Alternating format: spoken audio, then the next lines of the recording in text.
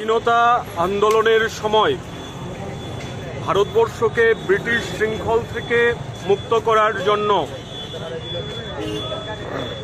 সর্বভারতীয় ভিত্তিতে ছাত্রদের ঐক্যবদ্ধ মঞ্চ হিসেবে সারা ভারত ছাত্র ফেডারেশন প্রতিষ্ঠিত হয়েছিল। ভারতবর্ষের সংগঠিত ছাত্র আন্দোলনের সূচনা 1936 সালেই হয়েছিল।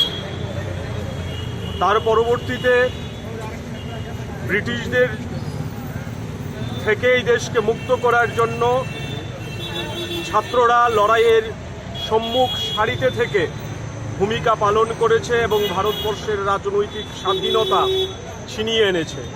স্বাধীনতার পর সংগঠিত ছাত্র আন্দোলনের অভ্যন্তরে বিভিন্ন বিরোধ, মতাদর্শগত সংঘাত দানা বাঁধে ছাত্র আন্দোলনকে শাসক শ্রেণীর লেজুড়ে পরিণত করার চেষ্টা হয়েছিল।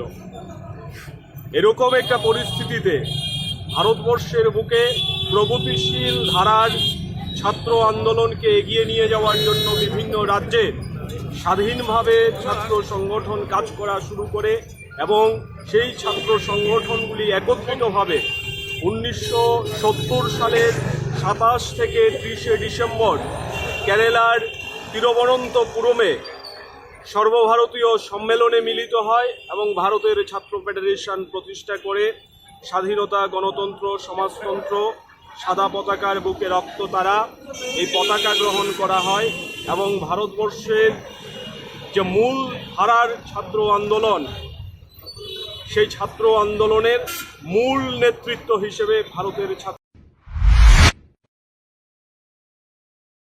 আমার বাড়িতে সবাই খুব প্রচুর বসে, প্রতিদিন কিছু না কিছু একটা নতুন রান্না হয় আর সবাই খুব মজা করে চেটে পুটে খায়। সবাই বলে আমার হাতের জাদুতেই নাকি রান্না এত ভালো হয়। আর আমি বলি সবটাই হলো পিআর গোল্ড কচ্চি ঘনি সরিষার তেলের জাদু।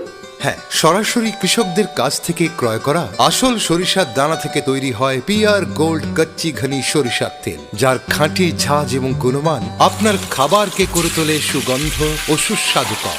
আর আপনার রান্নাঘরে যখন পিআর গোল্ড কচ্চি ঘনি সর্ষের তেল থাকবে তখন প্রশংসা তো সবাই করবে। পিআর গোল্ড কচ্চি ঘনি সরিষার তেল, খাঁটি তেল, খাঁটি ঝাঁজ।